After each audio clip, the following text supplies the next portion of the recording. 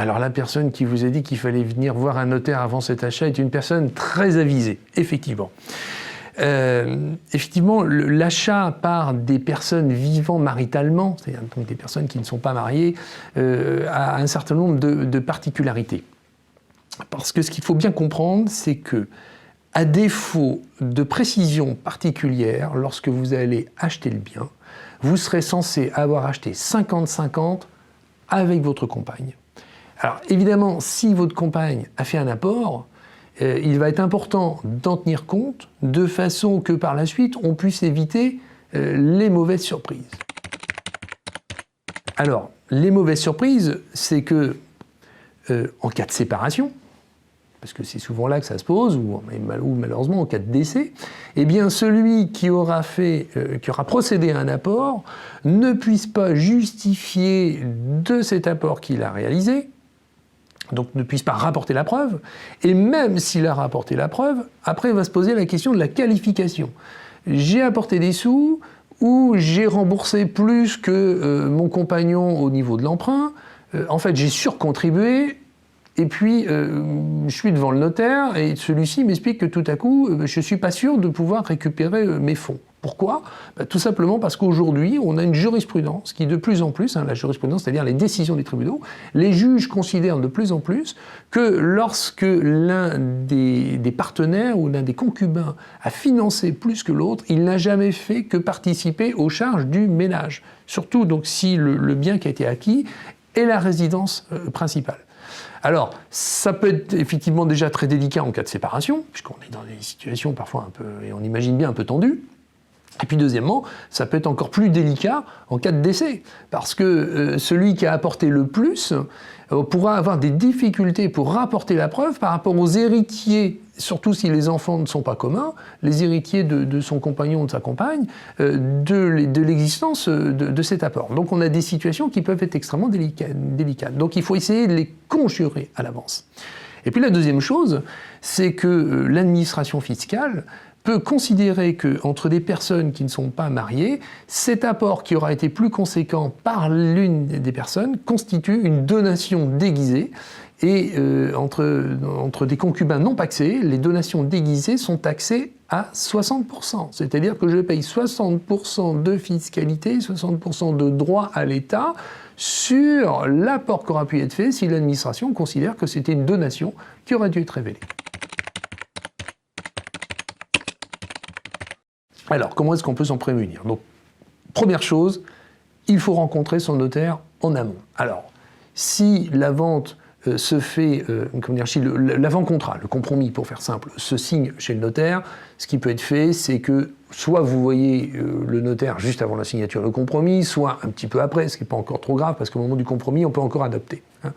Mais en tous les cas, et impérativement, notamment si c'est une vente qui a été, dont le compromis a été reçu par une agence immobilière, il faut impérativement rencontrer le notaire avant la vente définitive, c'est-à-dire l'acte dans lequel vous allez devenir définitivement propriétaire. Il ne s'agit pas d'aller évoquer ces questions alors que vous avez le vendeur dans le bureau. Donc il faut prendre un rendez-vous pour que tout ça soit mis en place.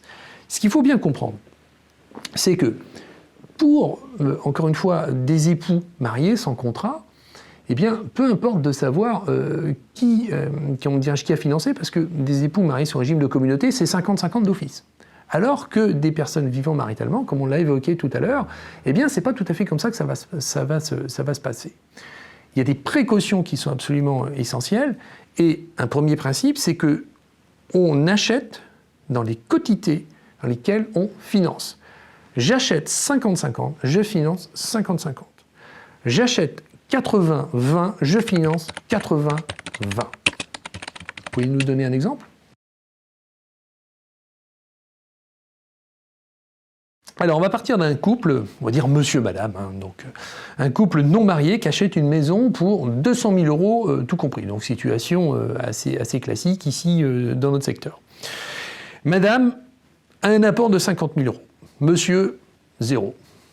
Il n'économisait pas, monsieur. Madame, elle a mis de côté. Donc, madame a un apport de 50 000, monsieur n'a pas d'apport.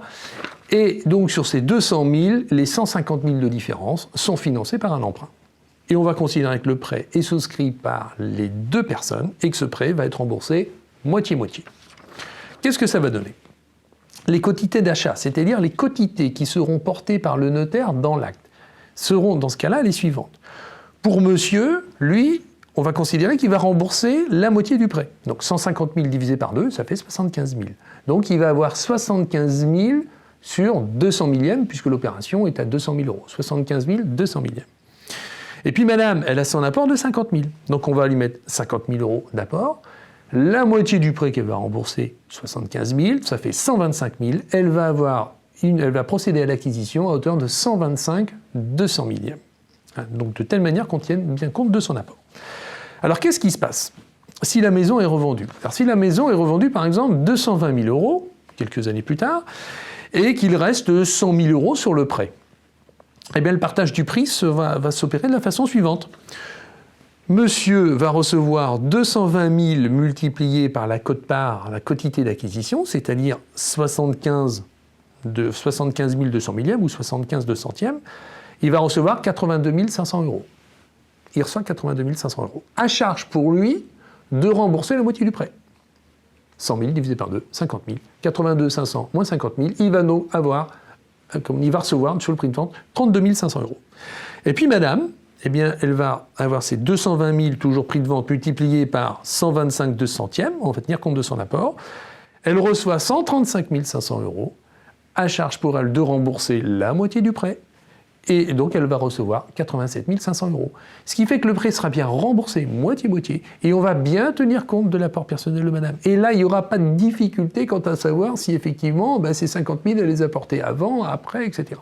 Alors là, j'ai pris un exemple qui est très volontairement assez simple, quoique c'est un exemple que l'on rencontre régulièrement. Après, on peut adapter. Quand par exemple on achète un terrain et qu'on va construire, lorsque l'un va rembourser plus que l'autre, il y en a un qui a des revenus plus importants que l'autre, et bien dans l'emprunt, on ne va pas mettre qu'il est remboursé 50-50, on va dire qu'il est remboursé 40-60, etc. On adapte. Mais surtout, il est essentiel que ces questions soient abordées dès le départ pour éviter les mauvaises surprises qu'on a évoquées tout à l'heure.